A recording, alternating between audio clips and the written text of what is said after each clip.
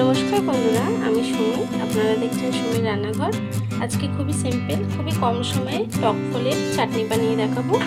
চলুন তাহলে রেসিপিটা শুরু করা যাক। আর আমার রেসিপিটা যদি ভালো লেগে থাকে চ্যানেলটাকে সাবস্ক্রাইব করে ভিডিওটা লাইক দিয়ে দেবেন।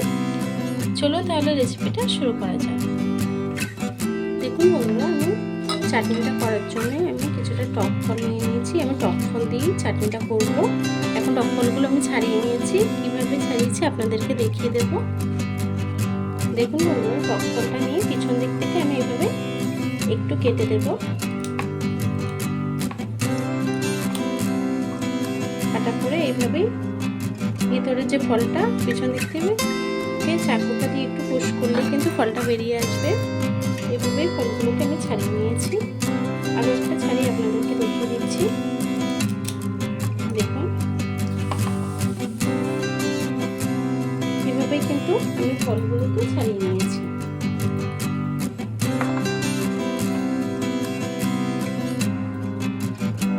ফলগুলোকে এভাবে আমি ছাড়িয়ে নিয়েছি। এই অংশটা দিয়ে কিন্তু চাটনিটা হবে। দেখুন বন্ধুরা, টক ফলটা কিন্তু আমি কেটে সুন্দর করে ধুয়ে নিয়েছি। চলুন তাহলে রান্নার দিকে চলে যাই। দেখুন বন্ধুরা, আমি কড়াইটা বসিয়ে নিয়েছি। কড়াইটা গরম হয়ে গেছে, আমি একটু তেল দিয়ে দেব।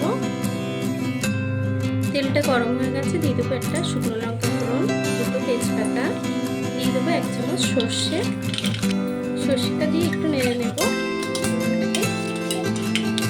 এখন টক ফলগুলো আমি দিয়ে দেবো।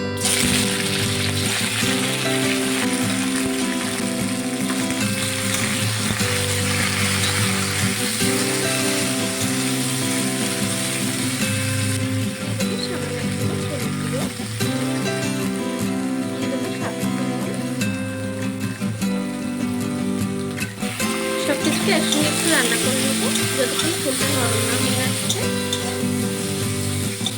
টক ফলটা কিন্তু একদম গলে গেছে। এখন আমি চিনিটাকে অ্যাড করবো। দিয়ে দেবো চিনি। মিষ্টিটা আপনারা যতটা পছন্দ করেন সেই অনুযায়ী চিনিটা অ্যাড করবে। চিনিটাকে দিয়ে একটু নেড়ে দেবো।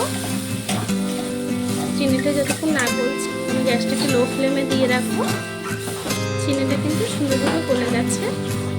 একটু গাঢ় লাগছে, তার জন্য একটু গাঢ় হয়ে গেছে, তার জন্য আমি সামান্য একটু জল অ্যাড করবো।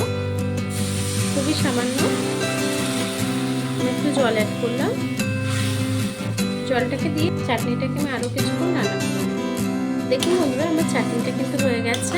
আমি চাটনিটাকে এখন নামিয়ে নেব। গ্যাসটাকে বন্ধ করে দেব। চাটনিটাকে নামিয়ে নেব।